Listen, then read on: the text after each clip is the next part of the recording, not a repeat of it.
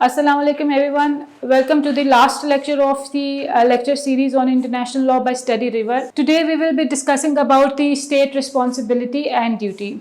This is a very important topic in international law کہ state کی کیا responsibility ہوتی ہے اگر کوئی رانگفل ایکٹ ہو جاتا ہے اسٹیٹ سے، ٹھیک ہے، اسٹیٹ سے یا اسٹیٹ آفیشلس سے. So we will be discussing today about this. State responsibility جو ہے اس کو دیکھا جاتا ہے ڈاکٹرن آف سوورینٹی اینڈ ایکوالٹی کے اندر. جیسے کہ ہم نے پہلے ڈسکس کیا کہ all states are equal. For example, there is one vote in General Assembly for each state. تو اگر ایک 193 اسٹیٹس ہیں، ہر اسٹیٹ کے پاس ایک ووٹ ہے، اس کا مطلب ہے کہ ہر اسٹیٹ کی سے اتنی ہی امپورٹنس رکھتی ہے، ٹھیک ہے. جیسے اگر امریکہ کی سے امپورٹنس رکھتی ہے اتنی ہی امپورٹنس نیپال کی بھی ہے، ٹھیک ہے. سو جو سوورینٹی اور ایکوالٹی کا کانسیپٹ ہے اس کے اوپر بیسڈ کرتا ہے اسٹیٹ رسپانسبلٹی کا جو ایک یہ کانسیپٹ ہے انٹرنیشنل لاء میں. سوورینٹی کا کیا مطلب ہے؟ جیسے ہم نے پہلے ڈسکس کیا کہ all the states are sovereign in their internal and external affairs. So no other state has the right to interfere in the affairs of the other states. ایک تو یہ چیز ہے کہ یونائٹڈ نیشنز کا آرٹیکل نمبر 1 سے اس کے status جو ہیں وہ سوورن ہیں. دوسری چیز یہ ہے کہ اسٹیٹس جو ہیں وہ ایکول ہیں. تو ہر اسٹیٹ کی رسپانسبلٹی ہے کہ وہ دوسری اسٹیٹ کی سوورینٹی کو رسپیکٹ کرے، ٹھیک ہے.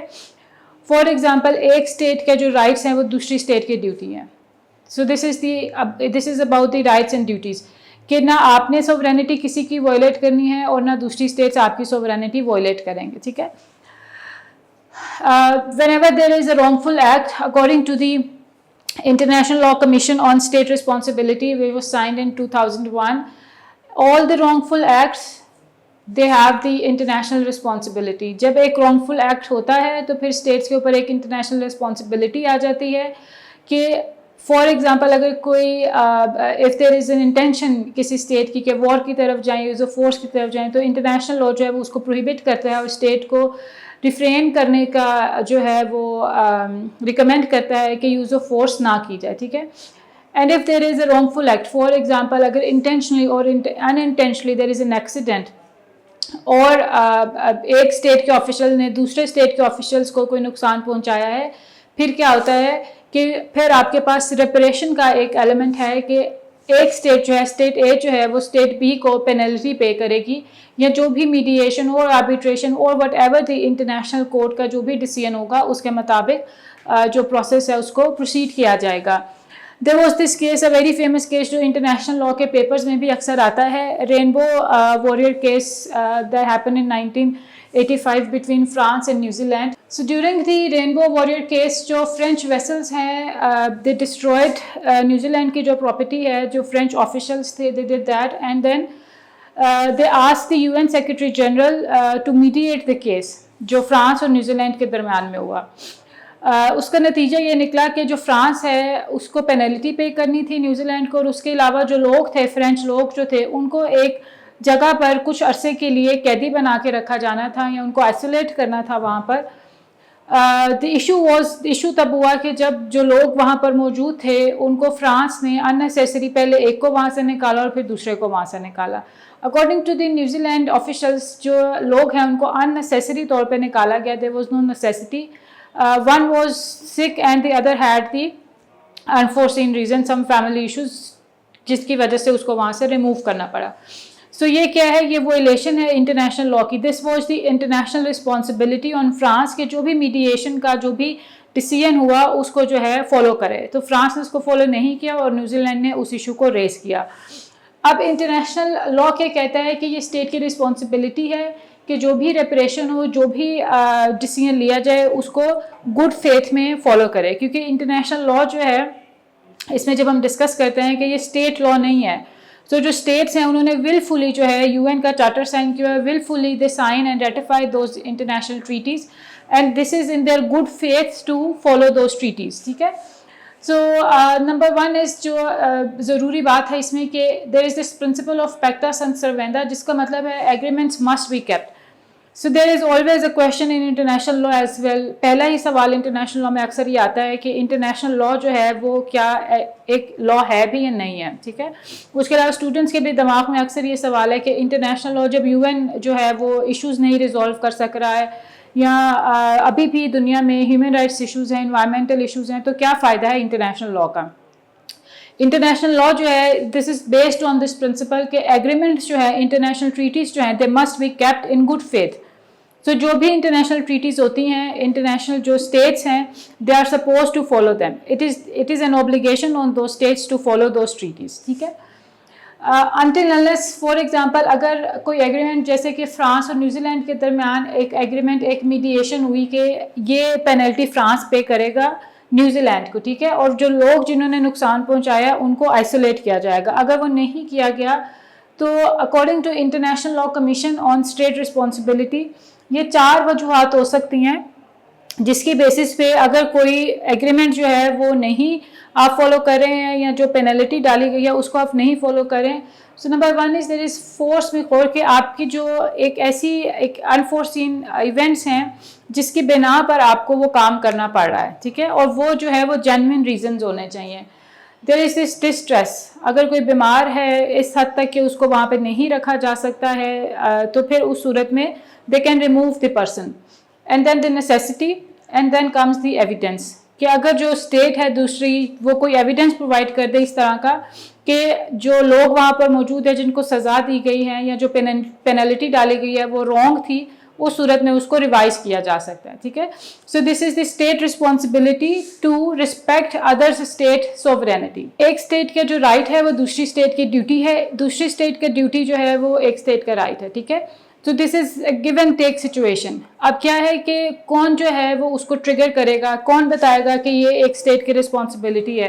سو جو آپ نے انجری کسی دوسری اسٹیٹ کو پہنچائی ہے, فار ایگزامپل اگر ایک اسٹیٹ کے واٹرس کے اوپر سے دوسرے اسٹیٹ کی شپ گزر رہی ہے اور کوئی ایکسیڈنٹ ہو گیا ہے اور کوئی آئل سپلٹ ہو گیا ہے, تو کیا ہوگا کہ جو اسٹیٹ جس کے واٹر سے گزر رہی ہے ایک شپ, اس کو نقصان پہنچا ہے, اس کی میرائن لائف کو نقصان پہنچا ہے, اس کے واٹرس کو نقصان پہنچا ہے, تو جو اسٹیٹ اے ہے جس کی شپ تھی they would be responsible for the reparation for the penalty of state B. ٹھیک ہے. سو جو انجرڈ اسٹیٹ ہے وہ اس کو ٹریگر کرے گی کہ یہ مسئلہ ہے اور اس کو ریپریشن کے کیس میں لے کے جایا جائے. ٹھیک ہے. And this is the responsibility of the state جس نے نقصان پہنچایا ہے کہ وہ اس نقصان کو پورا کرے. So this was on the part of state responsibility کہ پہلی چیز ہے کہ سوورینٹی اور ایکوالٹی کا ڈاکٹرین سامنے رکھتے ہوئے اسٹیٹ رسپانسبلٹی ٹریگر ہوتی ہے, اور اگر کوئی انجری پہنچائی گئی ہے تو ریپریشن جو ہے اس کو کنسیڈر کیا جاتا ہے. اور دی لاسٹ تھنگ از کہ اگر کوئی ایسی چیز ہو جیسے کہ ایسی فورس ہے, ایک انفورسین ریزن ہے جس کی وجہ سے انٹرنیشنل آبلیگیشن جو ہے جس کو فلفل نہیں کیا جا سکتا, only in that case it is allowed, اور you have the genuine evidence کہ یہ جو مسئلہ ہے یہ اسٹیٹ اے کی وجہ سے نہیں ہوا اسٹیٹ بی کو, only in that case you can get away with the international responsibility. Otherwise all the states they have the international responsibility to safeguard their own territory and also to be responsible for others' territory. Discussing about individual as the subject of international law. Previously we have discussed about the subject of international law جس میں ہم نے state کو discuss کیا, international organizations کو discuss کیا. جو states ہیں they are the primary subject of international law. Almost 85% of international law it revolves around the state. International organisations جو ہیں بائی دا ٹائم, جیسے میں نے آپ کو پہلے بتایا کہ انٹرنیشنل آرگنائزیشنس جو ہیں وہ 1850s میں پہلی انٹرنیشنل آرگنائزیشن بنی, اور اس کے بعد پھر یہ چینج چلتی رہی, اور ابھی there are thousands of international organization. United Nations ہے جو کہ انٹر گورنمنٹل آرگنائزیشن ہے, اور یونائٹڈ نیشنز کی اسپیشلائزڈ ایجنسیز ہیں. ٹھیک ہے. So they all are the subject of international law. اب سبجیکٹ آف انٹرنیشنل لاء کیا ہوتا ہے؟ As I told you before, subject of international law ہوتا ہے جس کے اوپر انٹرنیشنل لاء کو اپلائی کیا جا سکے, جس پہ انٹرنیشنل لاء کی اپلیکیشن ہو سکے. سو جو اسٹیٹس ہیں, بیکاز انٹرنیشنل لاء کیا ہے mainly, this is the laws of the nations, یوس جینٹیم. سو اس کو اسٹیٹس کے جو درمیان اسٹیٹ کے جو ریلیشنس ہیں ان کے اوپر جو لاء اپلائی ہوتا ہے اس کو انٹرنیشنل لاء کہتے ہیں. انٹرنیشنل آرگنائزیشنس جو ہیں they also became the part of international law, جیسے ہم نے دیکھا 1945 کے بعد. اینڈ جو انڈیویژولس ہیں they also become the part of international law, and today we will discuss کہ how they are the part of international law as the subject of international law. جیسے کہ انڈیویژول ہے, for example if I am a national of Pakistan, تو میرے اوپر international law apply ہو سکتا ہے یا آپ کے اوپر انٹرنیشنل لا اپلائی ہو سکتا ہے یا نہیں ہو سکتا. سو انٹرنیشنل لا جو ہے first of all this is a set of rules. This is a set of rules and regulations which regulate the legal relationship of states. ٹھیک ہے.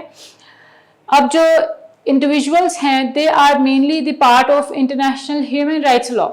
ٹھیک ہے. تو جتنے بھی ہیومن رائٹس ٹریٹیز ہیں, for example there are 9 instruments, international human rights کے جو انسٹرومنٹس ہیں, انٹرنیشنل ٹریٹیز ہیں, multi lateral treaties, there are 9 multilateral treaties. So جو انڈیویژولس ہیں, فار ایگزامپل ویمن رائٹس ہے, چائلڈ رائٹس ہے, لیبر رائٹس ہے, they all are included into international human rights law. جب ہم اس طرح انٹرنیشنل ہیومن رائٹس لا کی بات کرتے ہیں تو پھر کیا ہے کہ individuals they also become a part of international law. Individuals like you like me. But کیا ہے کہ جو انٹرنیشنل ٹریٹیز سائن کی ہوئی ہیں وہ ہم نے نہیں کی ہوئی ہیں, وہ اسٹیٹس نے کی ہوئی ہیں. سو جو violation of those treaties and obligation and compliance of those treaties یہ اسٹیٹ کا کام ہے, انڈیویژولس کا کام نہیں ہے. سو انڈیویژولس جو ہیں they generally do not violate international treaties. یہ states to state relationship میں ہوتا ہے. لیکن انڈیویژولس جو ہیں, اب جیسے ہم اب ایک بہت ایک گلوبلائزڈ دنیا میں رہ رہے ہیں, ہم ایک دیکھتے ہیں ہیومینیٹیرین کرائسس ہیں, ریفیوجی کرائسس ہیں, لوگ ایک جگہ سے دوسری جگہ میسو جو نمبر ہے اس میں مائگریٹ کر رہے ہیں, ناٹ نیسسریلی لیگلی مائگریٹ کر رہے ہیں but they are force to migrate. ٹھیک ہے. اگر جنگ کے حالات ہیں یا کوئی ڈیزاسٹر ہے, کوئی نیچرل ڈیزاسٹر ہے, they have to go to اندر اسٹیٹ.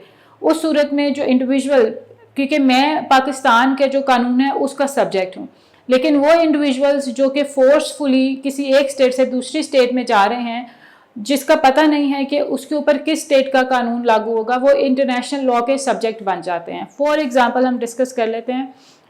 انیشیلی جب یہ ڈبیٹ سٹارٹ ہوئی کہ انڈیویژولس کیسے بنتے ہیں انٹرنیشنل لا کا subject, so the first thing was nationality. جیسے ہم نے پہلے ڈسکس کیا UDHR کے بارے میں, universal declaration of human rights which was signed in 1948.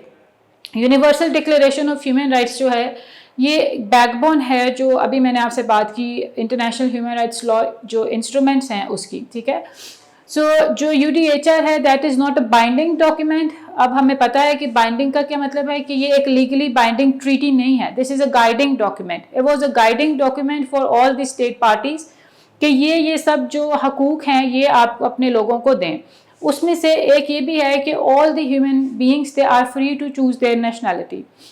Nationality کیا ہے کہ اگر میں پاکستان کے نیشنل ہوں تو میں UK کی نیشنلٹی بھی لے سکتی ہوں, US کی نیشنلٹی بھی لے سکتی ہوں. However, there is a process to get that nationality. تو پھر کیا ہے کہ اگر میں اپنی نیشنلٹی کوئٹ کر کے یا میں سیکنڈ نیشنلٹی رکھنا چاہوں, in that case I will become a subject of international law, کیونکہ میرے اوپر جو قانون لگے گا وہ انٹرنیشنل لا سے ڈائریکٹلی لنکڈ ہے. ٹھیک ہے. سملرلی ریفیوجیز جو ہیں, ریفیوجی جو ہے, اب ریفیوجی کون ہے؟ ریفیوجی وہ لوگ ہوتے ہیں جو کہ فورس کیے جاتے ہیں, جو کہ اپنی ملک کو, اپنے شہروں کو چھوڑنے پہ مجبور ہو جاتے ہیں اگر وہاں پر کوئی وار ہے, کوئی نیچرل ڈیزاسٹر ہے, کوئی فلڈس ہیں, تو اس صورت میں they are force to leave their country اور دیئر سٹیز. سو وہ کیا ہے کہ وہ دوسری کنٹریز میں جا کے ریفیوج لیتے ہیں. فار ایگزامپل سیریا کی ہم بات کر لیتے ہیں.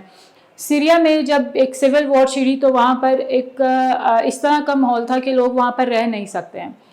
اب وہاں سے وہ لوگ نکل کے دے موو ٹورڈز ٹرکی اور باقی سارے جو مڈل ایسٹرن کنٹریز ہیں, دے وین دیئر میسو اماؤنٹ میں جو لوگ ہیں وہ ٹرکی میں ابھی بھی پلیسڈ ہیں. Some of them they have gone to Europe, some of them they are in Canada.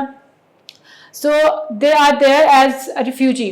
So refugee جو ہیں they are not the nationals اور سٹیزنز آف دیٹ کنٹری جہاں پہ انہوں نے ریفیوج لیا. ریفیوج کا کیا مطلب ہے کہ they are there for certain period of time, اور جب ان کے اپنے ملک میں حالات بہتر ہوں گے they will return to their own countries. ٹھیک ہے. سو ریفیوجی کا اسٹیٹس 1951 ریفیوجی کنونشن ہے اس میں دیا گیا ہے, اور ریفیوجی کو جو کنٹریز ہیں وہ ڈکلائن نہیں کر سکتی ان کی request to enter into another country. For example اگر سیریا میں جنگ کا ماحول ہے اور سیرینز جو ہیں they want to go to another country, جو دوسری کنٹری جہاں پہ وہ جا رہے ہیں border authorities they are obliged to allow them to enter into their territory.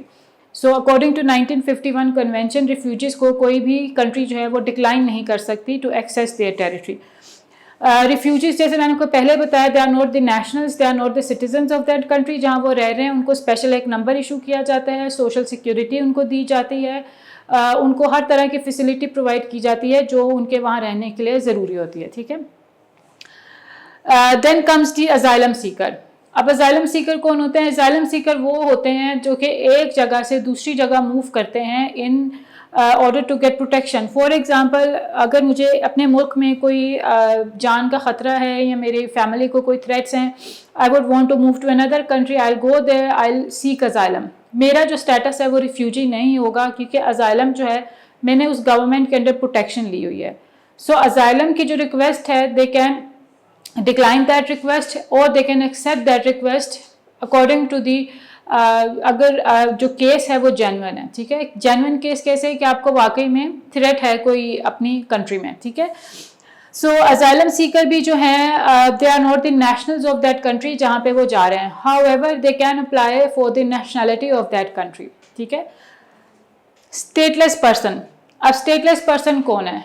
जो अजाइलम सीकर हैं, बिकॉज दे हैव, अगर वो अपनी एक नेशनैलिटी क्विट कर रहे हैं and they are, for example एक पाकिस्तान से इंसान जा रहा है यूके में and they are seeking asylum there. Asylum अगर वो वहाँ ले रहे हैं फॉर द टाइम बिंग, जब तक उनके अजाइलम की एप्लीकेशन जो है वो एक्सेप्ट नहीं हो जाती या डिक्लाइन नहीं हो जाती है, they do not have any nationality. उस सूरत में दे आर स्टेटलेस पर्सन. इसी तरह जो रिफ्यूजीज़ हैं, because they are not in a state, अभी उनको पता नहीं है कि if they are going back to their country or they are going to remain there जहाँ पर वो हैं for the rest of their life, or they might be moving to another country. So this is how they become stateless person. अब ये जो सब लोग हैं जिनकी हमने बात की है, ये states नहीं है, they are individuals. और ये जो सब individuals हैं, इन सब के ऊपर international law apply होता है. For example, there is this Dublin Convention जो कि यूरोप में, यूरोप के जो रीजन है उसकी कन्वेंशन है ऑन अजाइलम जो प्रोटेक्शन है उसके ऊपर. डबलिन कन्वेंशन सेज कि अगर एक कंट्री में फॉर एग्जांपल एक इंसान जो है उसका जो एंट्री पॉइंट है वो स्विट्ज़रलैंड है और जर्मनी है. So if they are entering Europe Germany के थ्रू और वो जाकर नीदरलैंड में अजाइलम लेता है. ठीक है. और अजाइलम की रिक्वेस्ट नीदरलैंड उसकी डिक्लाइन कर देती है.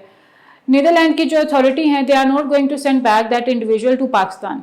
They will send them back to Germany because Germany was there entry point and they will ask the German authorities to deal with the individual. अगर जर्मनी भी उसको नहीं एक्सेप्ट करना चाहता, then Germany would ask another country के वो उसको accept कर लें. ठीक है. सो दिस इज़ हाउ जो प्रोटेक्शन जो इंडिविजुअल्स दूसरी कंट्री में जाके लेते हैं, they are under the protection of their the other country जिसमें वो गए हैं, लेकिन they are under the protection of international law. ठीक है. एज आई टोल्ड यू कि जो इंडिविजुअल्स हैं they are not violating international treaties, लेकिन इंटरनेशनल ह्यूमन राइट्स लॉ के अंडर स्टेट्स और जो इंडिविजुअल्स का लिंक होता है, जैसे अजाइलम सीकर्स हैं, रिफ्यूजी है, सो उस सूरत में इंटरनेशनल लॉ अप्लाई हो रहा होता है. Another thing, criminal jurisdiction. Criminal jurisdiction क्या है? जैसे हमने पहले डिस्कस किया, जिसमें एक्स्ट्रेडिशन ट्रीटी भी होती है कि एक स्टेट से दूसरी स्टेट में एक इंसान जो है वो स्टेट ए में क्राइम करके स्टेट बी में भाग गया है और उन दोनों स्टेट्स की एक्स्ट्रेडिशन ट्रीटी साइन हुई है. एक्स्ट्रेडिशन ट्रीटी क्या है कि दोनों स्टेट्स ने एक ट्रीटी साइन किया हुआ है कि इंडिविजुअल्स को सरेंडर करेंगे in case of criminal acts. ठीक है. तो वो भी एक इंटरनेशनल लॉ है बिकॉज दो या दो से ज़्यादा स्टेट्स के दरमियान ट्रीटी साइन हुई है. ठीक है. So this is how individuals they become the legal person, they become the subject of international law, जिनके ऊपर आप इंटरनेशनल लॉ अप्लाई कर रहे होते हैं. So everybody, in this course of international law we have studied about the introduction to international law, the development of international law, origin of international law.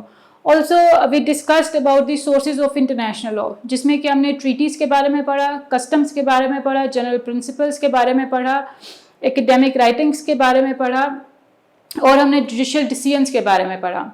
Then we discussed about the subjects of international law के जो international law हमने पढ़ रहे हैं वो किसके ऊपर हम अप्लाई कर रहे हैं. जैसे मैंने आपको बताया, स्टेट्स हैं, इंटरनेशनल ऑर्गेनाइजेशंस हैं एंड इंडिविजुअल्स हैं.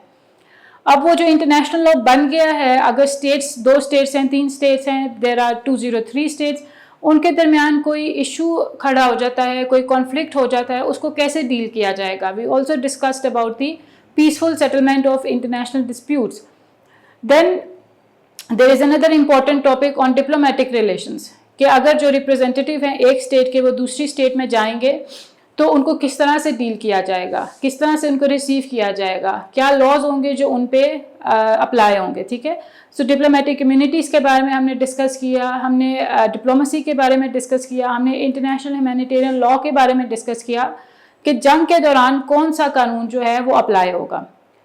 And today we discussed about the state responsibility, کہ اسٹیٹ کی رسپانسبلٹی کیا ہے. So this was all in international law course. I wish you good luck for the whatever exams you are going to appear, and thank you so much everybody.